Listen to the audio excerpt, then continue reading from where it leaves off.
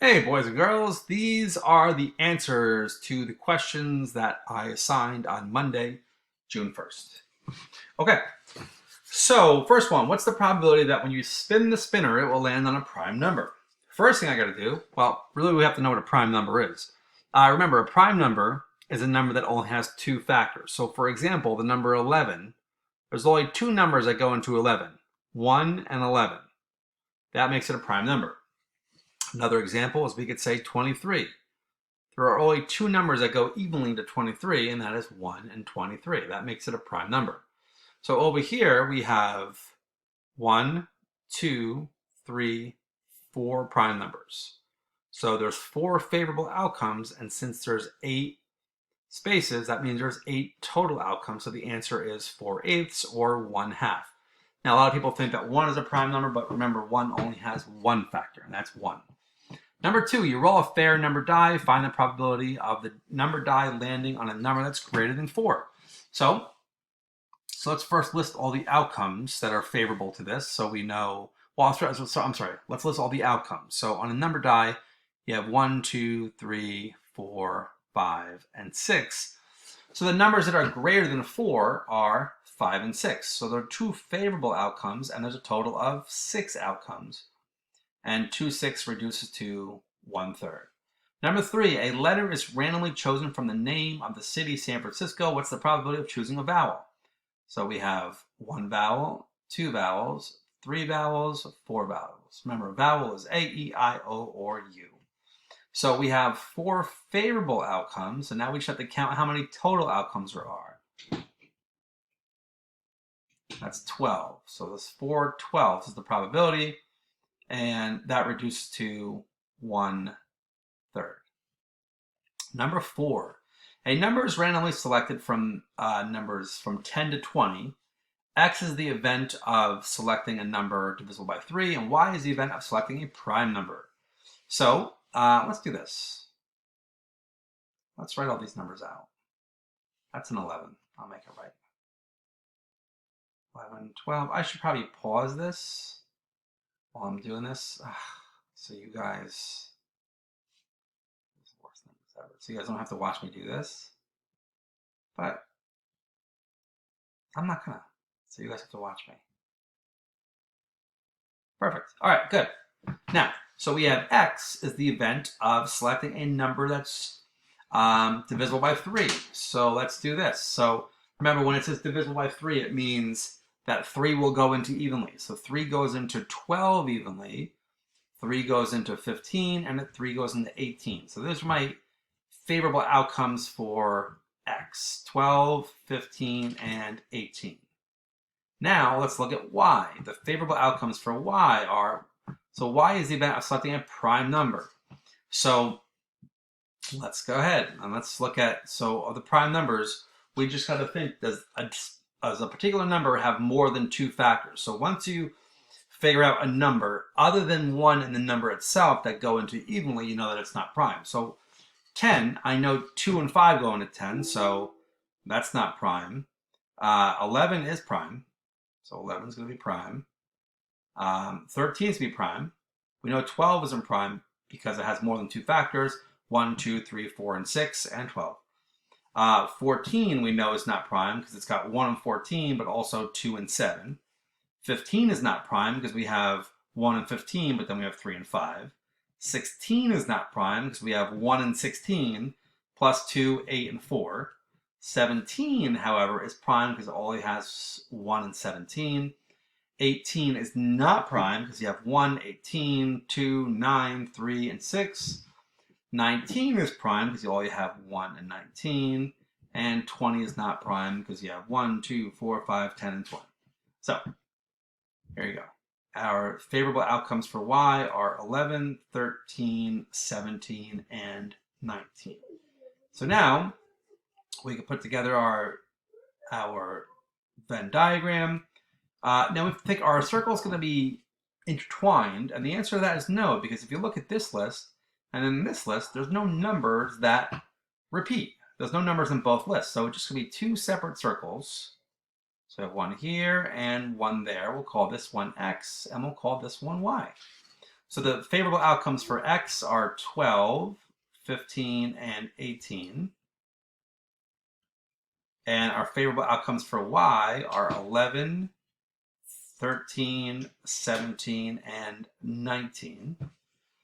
So are x and y mutually exclusive? The answer to that is yes, they are mutually exclusive, because two things can't happen at the same time. Two events cannot happen at the same time. In other words, I can't randomly choose one of those numbers and have it satisfy both x and y. So it's exclusive. It'll always be by itself. So find the probability of x and find the probability of y. Well, oh, I'm sorry. Not done yet. I apologize. I did that on purpose. I skipped this. Don't forget, when we make our Venn diagram, we have to go ahead and put all the outcomes in there. So I put the favorable outcomes for x and y, but I also have to list all the numbers that don't satisfy x and y.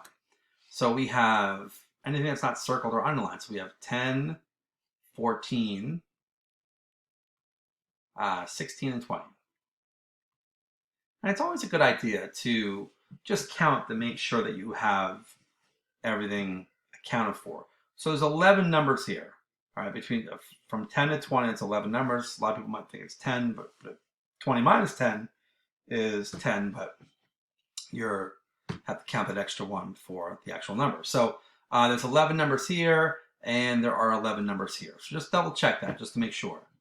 Find the probability of x. The probability of x is there's 3 favorable outcomes, and there's a total of 11 outcomes. The probability of y looks like there's 4 favorable outcomes, and we have 11 total. So the probability of y is 4 elevenths. Okay, moving on. Last one. So for this one, it says, numbers made up of 3 digits are formed using the digits 1, 2, and 3 with no repeating digits. List all the possible outcomes. So here we go. I can make it 123. Now I'm going to sort of do a pattern here. So I know I could start the next number with a 1. Let's keep it with a 1, but let's just flip the 3 and 2. That becomes 30. I'm sorry, the 2 and 3. That becomes 32. Now there's no other number that I could use that I can make when starting with a 1. These are my only options. So now let's start with a 2. So I have a 2 here. Now let's let's do the numbers. So we have 2, and let's go 1, 3. And now I can just start another number with 2 and flip those numbers. So I have 3, 1. Now let's start with 3. I can write 1, 2. And then, of course, I could do 3 and then flip those numbers 2, 1. So those are only 6 options there. So now it says find the probability of randomly forming an even number. Now, an even number is going to end in a 0, 2, 4, 6, or 8. So in this case, there's only 2's here. That's the only even number that we have. So anything that ends in a 2 is going to be an even number. So 132 is an even number, and so is 312. All right, so the probability of randomly forming an even number is 2 out of 6, or we could say 1/3 when we reduce it. So find the probability of randomly forming a prime number. So a prime number, again, only has 2 factors, 1 and the number itself. Now, it might seem kind of hard to do this, but it's really actually not, because so what we could do here is, well, first of all, we know that 132 and 312 are not prime numbers, because we know that 1 goes into each of those numbers and the number itself goes into each of those numbers. But we also know that 2 goes into both those numbers, right? So 2 goes evenly to 132 and 2 goes evenly to 312. There's other numbers as well, like 4 goes into both of them. So, and there's other numbers as well, but so we know that they're not prime. So the question is, are these other numbers prime? And what we could do is we can think about our divisibility rules. So if you remember, we're not going to use 1. There's no divisibility rule for 1. And we're not going to use 2 because we know that 2 doesn't go into any of these other uncircled numbers because they don't end, they're not even numbers. So let's try 3. The rule for 3 is if I take the number and I find the sum of the digits. So for example, 123. So 123. If I add those numbers together, so in other words, if I do 1 plus 2 plus 3, that gives me 6. Now, if 3 goes into this number evenly, then that means it goes into this number evenly. So here, I know 3 does go into 6. Okay, so that makes this 123 a prime number. Okay, so this is prime. But now, well, hopefully what you're realizing is that each one of these numbers here, 213, 231, and 321, when I add up all the numbers, it's still going to give me 6. It's always going to give me 6 because I'm just using the same numbers over in different orders. So that means 3 goes into all of these numbers that are underlined.